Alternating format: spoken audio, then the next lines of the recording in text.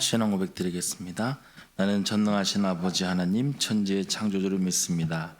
나는 그의 유일하신 아들 우리 주 예수 그리스도를 믿습니다.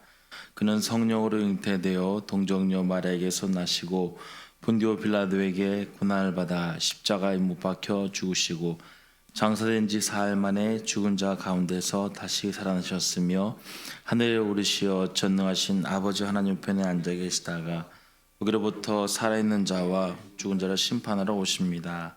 나는 성령을 믿으며 거룩한 공교회와 성도의 교제와 죄를 용서받는 것과 몸의 부활과 영생을 믿습니다. 아멘.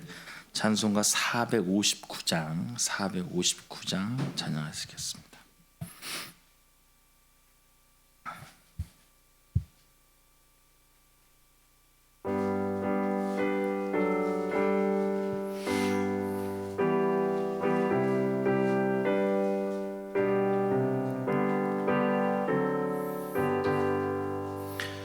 누가 주를 따라 섬기려는가?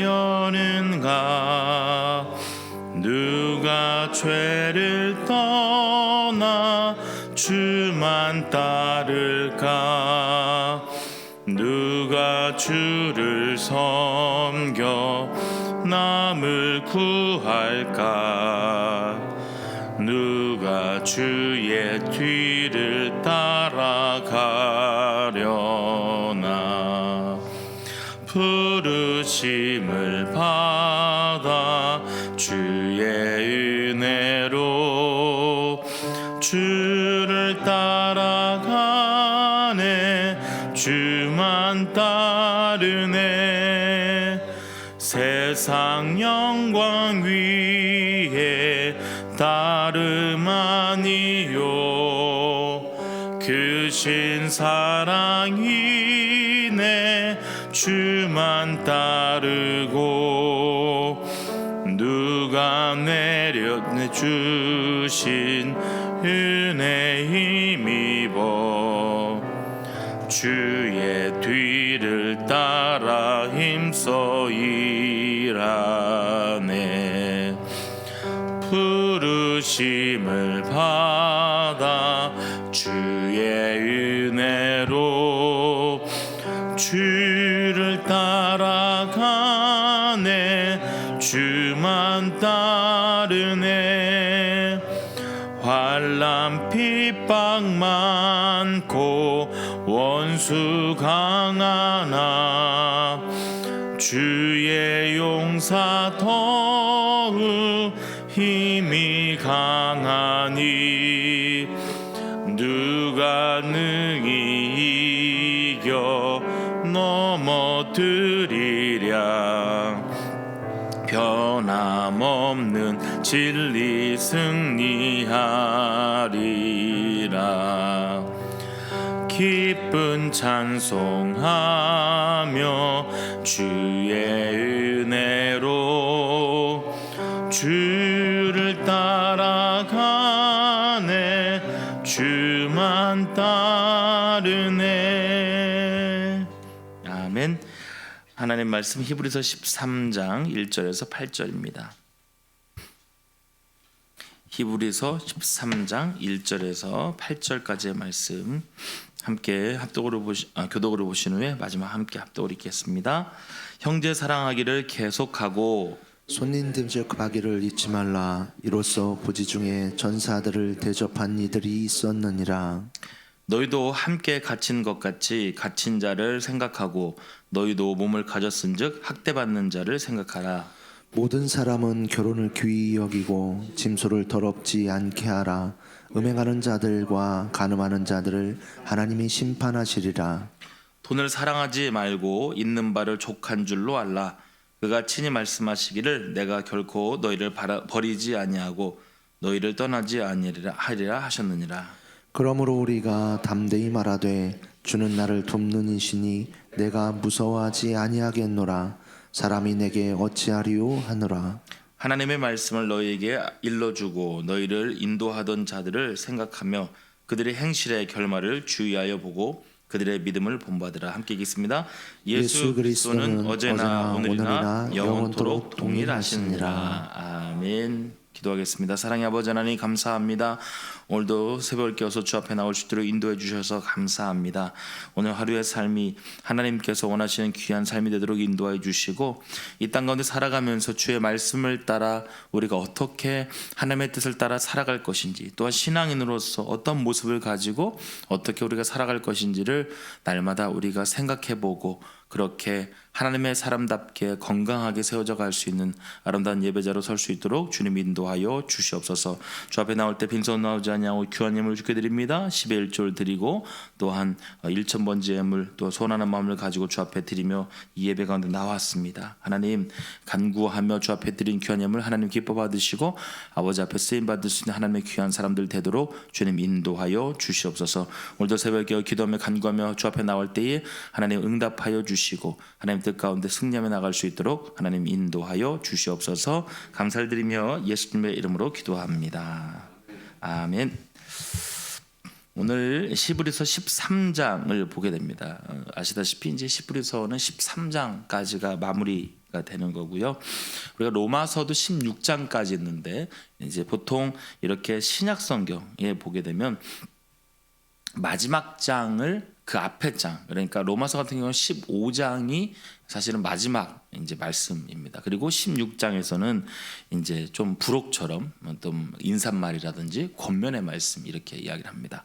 오늘 히브리서 13장 같은 경우에도 이미 12장에서 이미 할 말을 다 했다. 그리고 이제 13장 같은 경우에는 말씀드린 대로 좀 부록이나 아니면 좀 권면에 좀 더 덧붙이자면 좀 이렇게 그런 장으로 마무리할 수 있습니다. 물론 그렇게 보는 경우도 있고 앞에 있는 이야기에 대해서 좀 더 연결해서 하는 말이다 이렇게 보는 경우도 있을 수가 있습니다만 어쨌든 좀 부록처럼 좀 부수적인 권면처럼 볼 수가 있다 이렇게 이야기합니다.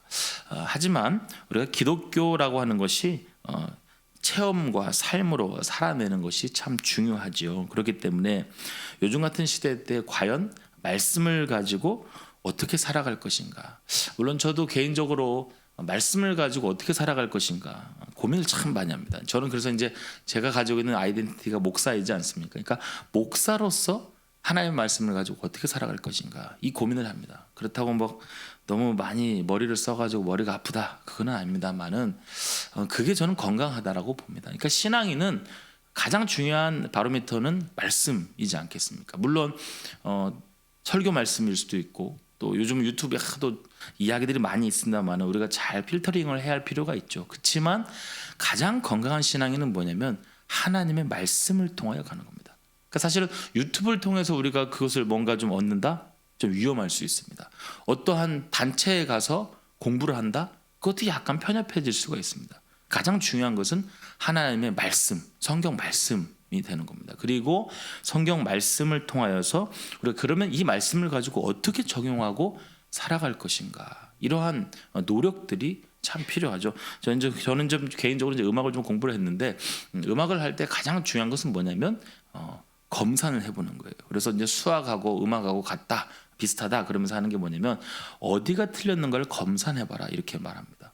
저도 사실 그 작업이 굉장히 기뻐요. 왜냐하면 그 작가가 쓴 거에 대해서 어떻게 그것을 맞춰가는가 이런 생각들을 해보기 때문에 그거인 것처럼 우리가 하나님의 말씀을 우리가 말씀을 통하여서 그러면 이 말씀을 가지고 어떻게 살아갈까요? 우리가 한번 몸부림쳐보는 것도 저는 중요한 신앙인의 모습이라고 보는 거죠. 그러면 이 히브리 말씀을 통하여서 우리가 적용하고 삶으로 살아낸다면 저는 예수 그리스도로 말미암아 믿음으로 살아가게 되는 구체적인 적용을 우리가 도전해 볼 수 있다라는 것입니다. 특히 오늘 히브리서 13장에서는 형제 사랑에 대해서 이렇게 이야기합니다. 그리고 보통 우리가 형제 그러면은 물론 그냥 남자 형제끼리도 말할 수 있지만 그냥 여자, 남자 그래서 모든 사람을 통틀어서 우리는 주 안에서 형제야 뭐 이렇게 표현하는 것처럼 포괄적인 이야기를 할 수 있죠. 그렇게 말하면 그건 다시 말하면 가족 이렇게 말할 수도 있고 다르게 말하면 공동체 이렇게 말하는 거죠. 그래서 결국은 오늘 히브리서 13장의 말씀이 이 공동체들에게 주어진 권면 그리고 지도자에 대한 권면이라고 보면 될 것입니다.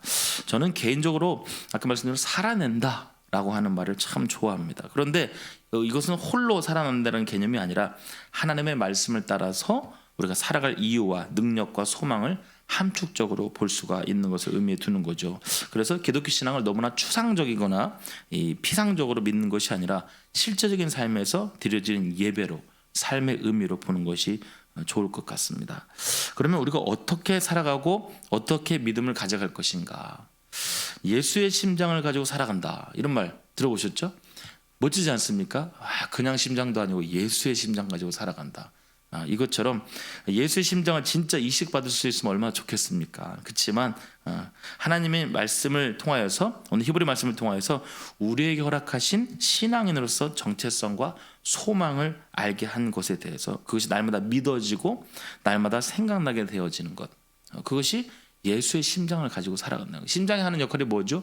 피를 통해서 계속해서 펌프질을 해서 우리 안에서 그것이 생성되어지고 살아갈 수 있도록 하는 것이지 않겠습니까? 결국에는 히브리서에서 말씀한 것처럼 예수님의 보혈의 능력으로 말미암아 우리가 살아갈 힘을 얻었고, 그다음에 그 힘으로 살아가고 있는 것이, 그것을 믿는 것이 믿음이다라는 것을 우리 계속해서 이야기하고 있지 않습니까? 그리고 그것을 이제 예수의 심장으로 살아가는 것을 영향력으로, 살 능력이라는 것을 흘러내 보내는 것, 그것이 우리의 삶 속에 살아가는 신앙의 모습이 되겠죠. 저는 또 한편으로는 신앙이라는 것이 체득되어져야 한다라는 거예요. 예체능 우리가 하는 것을 보통 어떻게 말합니까? 몸에 체득되어야 한다 그래요. 이론적으로 아는 것도 있지만 우리가 뭐 예체능 같은 거 보면은 그것이 몸으로 완전히 소화가 되어야 한다라는 것이죠. 그래서 이제 운동을 할 때 보통 운동을 한다, 또 좋은 습관을 가진다라고 할 때 우리가 보통 무엇을 키운다 그러면 근육을 키운다 이렇게 이야기합니다. 그래서 좋은 습관을 만들고 몸을 만드는 것인데, 그래서 어떤 신학자는 믿음의 근육이다 이런 책을 쓰기도 했습니다. 그래서 우리가 근육이라는 것은 먼저 근육이 만들어지기 전에 생각의 근육이 있다라는 거죠. 그래서 의지적으로 뇌를 통하여서 우리가 분별과 의지와 통찰력과 창의력을 강화하고 나서, 그리고 나서 내 몸에 근육이 붙는다, 이런 개념을 갖는 겁니다.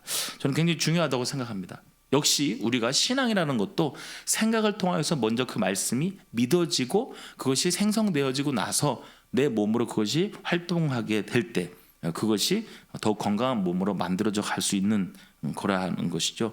그래서 그러니까 예수님께서는 마태복음 9장 29절에 내 믿음대로 될지어다 라고 말씀하셨어요. 그러니까 우리가 먼저 신앙에 대한 믿음으로 생각을 한다라는 것이죠. 그리고 예수님을 만나는 사람들이 믿음을 따라서 기적을 행하셨던 것들을 보게 되죠. 그래서 히브리서 12장 2절 말씀처럼 믿음의 주요 또 온전케 하신 이인 예수를 바라보자 라고 하는 것처럼 이 믿음의 근육을 통하여서 믿음의 원저자인 예수님을 바라볼 때 그것이 강화가 된다라는 겁니다. 로마서 10장 17절 말씀처럼 그러므로 믿음은 들음에서 나며 들음은 그리스도의 말씀으로 말미암니라 라는 것처럼 이 믿음 근육이라고 하는 것은 그리스도의 말씀을 들을 때 강화된다라는 겁니다. 쉽게 말하면 우리가 이 자리에 나와 계속해서 예배함으로 말미암아, 말씀을 봄으로 말미암아 우리가 그것을 생각하게 되고, 그 생각들이 이제 그것을 실천하기 위하여서 의지적인 노력을 하게 될 때 우리 가운데 그 믿음의 근육들이 키워져 갈 수 있다라는 겁니다.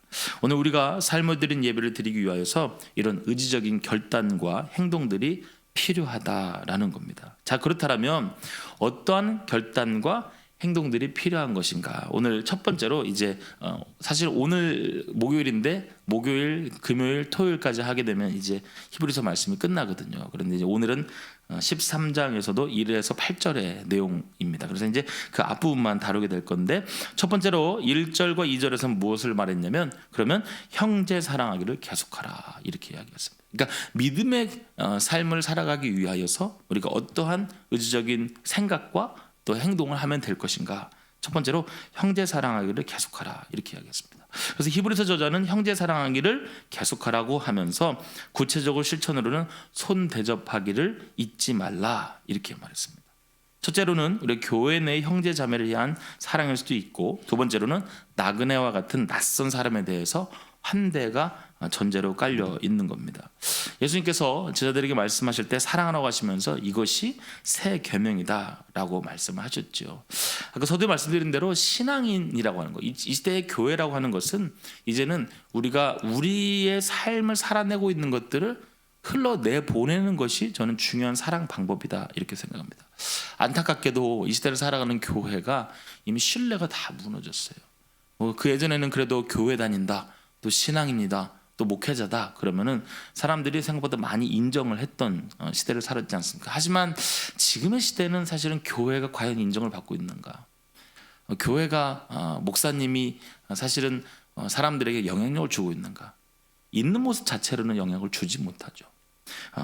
그렇기 때문에 이 시대를 살아가는 우리는 우리가 가지고 있는 이 영향력들을 흘러내 보내는 그런 모습들이 중요합니다. 어떤 모습에서 흘러내 보냅니까? 지금 우리가 가지고 있는 모습 가운데 흘러내 보내는 겁니다. 예전의 모습이 현재의 모습 가운데 많은 사람들이 그 신뢰를 잃어버렸다면 이제는 우리가 이 히브리서 말씀을 통해서 다시 이 모습을 신뢰하는 것이 필요하지 않는가라고 생각하는 거죠. 우리가 사랑한다라고 하는 것, 이 시대 가운데 이제 다시 한번 교회가 그리고 예수 믿고 살아가는 사람을 통해서 이 시대의 교회들이 이 시대 사회들이 다시금 변화될 수 있는 그런 신뢰들이 필요하다라는 겁니다. 그래서 우리의 삶의 자리에서 질서 있는 삶을, 모범적인 삶을 살아낼 때 오늘 우리들은 나그네 같은 인생들에게 흘러가게 할 수 있다라는 거예요. 저는 가장 그 뉴스에서 듣기 싫은 얘기가 뭐냐면은 그분의 직책, 예수 믿고 살아가는 직책들 나올 때, 범죄자일 때, 때론 정치인들일 때 이런 것들인 것 같아요. 저는 그렇다고 우리가 숨을 필요는 없다고 봅니다. 하지만 우리가 그 가운데 그 책임을 가지고 우리의 정체성을 드러내면서 우리 사회 가운데 모범이 될 수 있는 질서 있는 삶의 모습을 우리가 살아갈 수 있었으면 좋겠습니다. 신뢰를 잃어버린 이 시대 가운데 못 먹고 배고파하는 사람들에게 흘러내보내는 사랑이 아니라 마음을 흘러보내고 보듬어 줄 수 있는 그런 따뜻한 믿음의 모습을 흘러내 보낼 수가 있어야겠다라는 것이죠. 그래서 진정한 그리스도인으로서 그 사랑이 형제 사랑으로 전파된다라는 겁니다. 두 번째로는요, 3절에 이렇게 말하고 있습니다. 감옥에 갇혀 있는 자들을 생각해야 한다. 생각하라 이렇게 이야기합니다. 계속해서 그것은 무엇입니까? 생각한다는 것은 마음을 쓴다라는 것이죠. 단순히 떠올리는 것이 아니라 돕기 위한 방법을 강구한다. 이 당시에 신앙생활을 하다가 옥에 갇힌 자들이 많이 있었습니다. 그러다 보니까 이 당시 사람들 가운데서도 동일하게 그들을 좀 돌보거나 그들에게 함께 가게 되면 같은 사람으로 취급이 되어서 똑같이 감옥에 갇힐 수가 있었다라는 것이죠. 그러다 보니까 옥에 갇힌 성도들을 돌보고 하는 것들이 위험한 상황이 될 수도 있었다라는 것이죠. 그런데 그러다 보니까 자기가 가지고 있는 정체성을 드러내지 못했다. 그리고 그들을 계속해서 생각하면서 사랑을 하지 못했다라는 것이죠. 그런데 오늘 여기서는 이렇게 말하고 있습니다. 옥에 갇힌 자들을 돌본다는 것은 같은 마음으로 계속해서 적극적인 사랑을 하게 된다라는 것이죠. 그것을 회피하기보다는 계속해서 자기의 정체성을 드러냈다라는 겁니다. 고린도전서 12장 26절 말씀처럼 성도들은 한 몸이기 때문에 계속해서 서로 배려하고 사랑할 수 있어야 했다라는 겁니다. 앞에 말씀드렸던 것 좀 비슷하게 사실 때로는요, 제가 이제 예전에 대학에서 근무하다 보니까 대학생들이 자기가 예수 믿고 살아가는 사람이라는 걸 드러내는 걸 굉장히 싫어해요. 왜냐하면 삶에 제약이 있다라는 거예요. 뭐 교회 다닐 때만 좀 교인인 척하면 되지 이렇게 사회생활하는 데까지 신앙생활인 사람 척을 해야 합니까? 아까 말씀드린 이미 교회가 신뢰를 잃어버린 사회를 우리가 살고 있기 때문에 예수 믿고 살아가는 사람이 나 개인으로는 좀 착해 보이고 괜찮을지 몰라도 이 세상 속으로 들어가게 되면 교회 뭔가 거짓말을 하고 뭔가 인정받지 못하는 듯한 이 시대를 우리가 살고 있기 때문에 이 예수 믿고 살아가는 청년들이 이 사회 속으로 들어가서 내가 신앙인이라는 것을 자신감 있게 드러내지 못하는 거예요. 그러나 저는 반대로 말씀드린 대로 다시 회복할 수 있는 운동, 다시 회복할 수 있는 신뢰의 모습들을 나타낼 필요가 있다라는 겁니다. 오늘 3절의 말씀처럼 감옥에 갇혀 있는 자를 오히려 생각해야 한다라는 것이죠. 세 번째로 4절의 말씀에 결혼을 귀하게 여기고 잠자리를 더럽히지 말아야 한다 이렇게 말합니다. 출애굽기 20장 14절 말씀에 침소를 더럽히는 행위는 하나님의 율법을 범하는 것이다. 뭐 시대가 계속 많이 바뀌었다고 우리가 이야기합니다만은 동일한 것 같아요. 우리가 그 사람들의 문화와 가치관들이 많이 바뀌어 있죠. 그러다 보니까 이런 결혼제도, 그 다음에 또 우리가 가정을 이루어 살아간다고 하는 그런 정체성에 대한 부분들에 대해서도 생각보다 많은 사람들이 의식들이 좀 많이 바뀌어 있다는 것이죠. 담임 목사님께서도 가끔 이렇게 결혼 주례 이야기하시면서 이야기하지 않습니까? 이제 왜 결혼을 하는가? 그러면서 이제 예전에 예를 좀 들으셨던 기억이 납니다. 결혼하기 위해서 주례를 세우는가? 뭐 아니면 결혼식장을 해서 뭔가 표현하기 위해서 하는 것인가 등등등 뭐 여러 가지 그런 말씀을 많이 하지 않습니까? 결론적으로 말을 하자면 결혼은 하나님께서 세우신 질서다라는 것이죠. 결국에는 그 질서의 모습 가운데 있는가 그렇지 못한가라는 것들을 우리가 보게 됩니다. 이 거룩한 백성의 존재 기반을 위협하는 것이 악한 행위가 된다. 그래서 신명기 22장 22절 말씀에 있는 것처럼 사실은 결혼이라는 제도는 하나님께서 우리가 홀로 사는 것이 아름답지 못하기 때문에 그것을 하나 부부로 이룰 수 있도록 인도해 주신 것이 하나님의 질서인 것이죠. 그런데 그것을 어그러뜨리는 하나님의 말씀이 위배되는 삶을 살았던 그 당시의 모습들을 또 꼬집어서 이야기했던 것을 볼 수가 있습니다. 이 결혼을 귀히 여기라는 이 말씀은 바로 하나님의 뜻을 기억하고 귀하게 생각해라 라는 것이죠. 그런데요, 이런 것들을 귀하게 여기지 못하니까 물론 그 당시보다 지금이 더 많이 그렇습니다만은 변종들이 많이 나오는 것 같아요.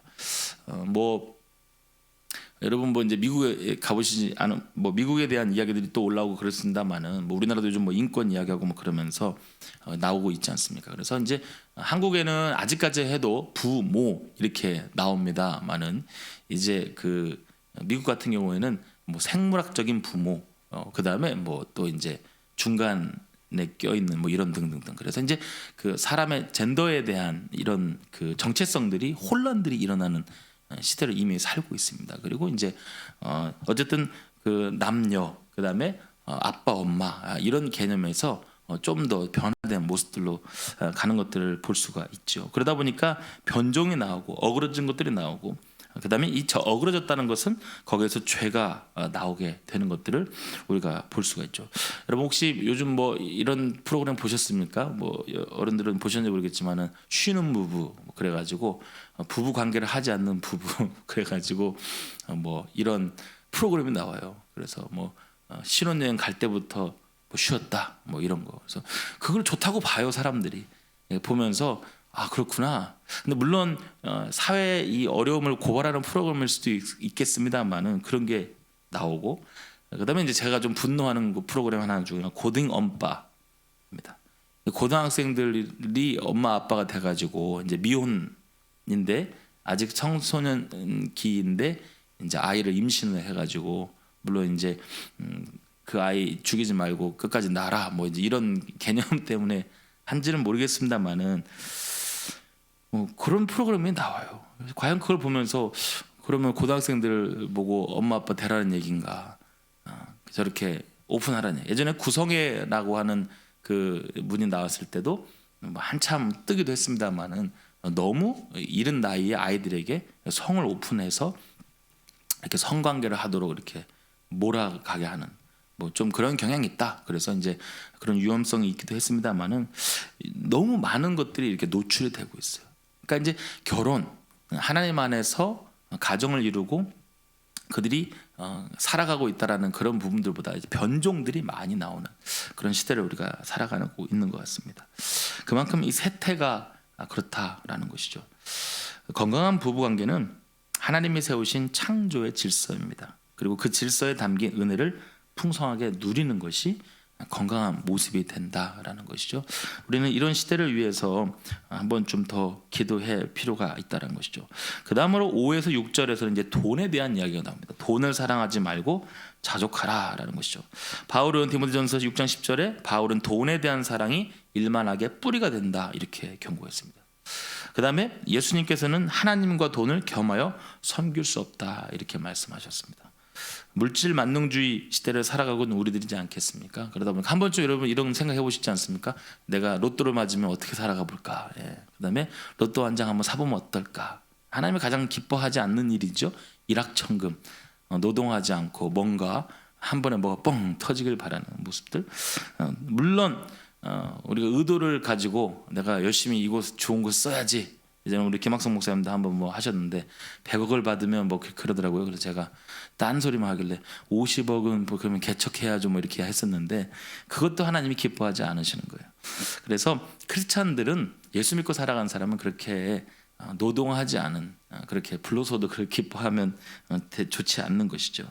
어쨌든 이렇게 물질에 대하여서도 우리가 좀 조심해야 한다 이렇게 이야기합니다. 예전에 제가 어떤 그 프로그램을 보니까 크리스찬들에게 강점이 있다라는 거예요. 무엇이 있느냐? 자족의 은혜가 있다라는 거예요. 실제로 어떤 그 노동을 하시면서 돈을 버시는 분의 이야기인 거예요. 그분이 돈 1,000만 원 버는, 한 달에 1,000만 원씩 버는 사람보다 자기는 한 달에 150만 원 버는데 그 안에 감사가 있다라는 거예요. 누군가는 1,000만 원을 벌어도 그 돈이 만족을 못하고 여전히 모자라고 불만하는 사람이 있지만 150만 원을 벌더라도, 물론 150만 원은 적은 돈은 아닙니다만은 150만 원을 벌더라도 내가 이 안에서 그럼에도 허락하신 것을 감사한다라는 겁니다. 그러니까 재테크를 하시는 분이 그렇게 글을 쓴 겁니다. 아무리 좋은 방법을 가지고 재테크를 하더라도 크리스찬들처럼 자족의 은혜가 있는 사람은 만족할 수 있는 것들이 그보다 높지는 못하다. 왜냐하면 여러 가지 방법을 통해서 돈을 재테크하는 것보다 내가 그 안에서 만족하는 그 능력이 더 강하다라는 것이죠. 오늘 자족의 은혜, 지금까지 하나님께서 나에게 허락하시고 인도해 주신 것을 통하여서 내가 살아가는 것을 감사하며 살아가는 사람은 돈 때문에 돈의 노예가 되지 않는다라는 것이죠. 오늘 우리는 하나님 앞에 기도하면서 물질관을 갖는 그런 모습이 채워지는 것만을 위해서 기도하는 것이 아니라 하나님 쓸데없는 것이 빠져나가지 않도록 도와주세요. 이렇게 기도하는 것도 좋은 방법이 되는 겁니다. 그리고 하나님께서 허락하신 이 물질과 안에서 내가 만족하며 살아갈 수 있도록 그런 자족의 은혜로 허락해 주세요. 이렇게 살아가는 것도 좋은 방법이 될 겁니다. 물질의 주관자도 하나님심을 믿을 때 우리는 기적을 경험하게 될 것입니다. 마지막으로 7절에서 8절의 말씀은 하나님의 말씀을 가르쳐주고 인도하던 지도자들을 생각하고 본받으라 라고 이렇게 권고하고 있습니다. 이 뒤에 보시면 이렇게 말씀하고 있죠. 그들의 행실의 결말, 이렇게 이야기했습니다. 그들의 행실의 결말, 그들의 삶과 죽음을 의미를 하는 겁니다.